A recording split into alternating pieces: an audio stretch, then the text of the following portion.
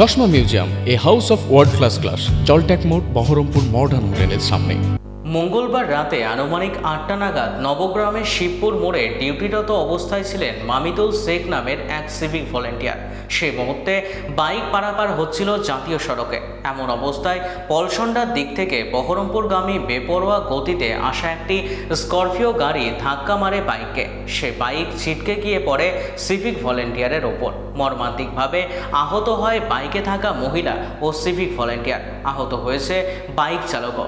ঘটনাকে ঘিরে ব্যাপক চাঞ্চল্য ছড়িয়ে পড়ে এলাকায়। ঘটনাস্থলে থাকা অন্যান্য সিভিক ভলেন্টিয়ার ও স্থানীয়দের তৎপরতায় তাদেরকে উদ্ধার করে পাঠানো হয়েছে মুর্শিদাবাদ মেডিকেল কলেজ ও হাসপাতালে। স্থানীয় সূত্রে জানা গিয়েছে, বাইকে থাকা দম্পতির বাড়ি নবগ্রামের এক পাহাড়িয়া এলাকায়। এদিকে ধাক্কা মেরে চম্পট দেয় গাড়িটি। দেখে পড়ে আছে, ও দাঁড়াতে পারে না, কিছু করতে পারে না। ওকে ধরে আমি নিয়ে গেলাম। মেয়েটাকে আমি দেখিনি, মেয়েটাকে আমার ভাইরা ছিল, ওরাই দেখেছে। কিন্তু ওকে আমি ধরে যে পানি মানি দিয়েছি।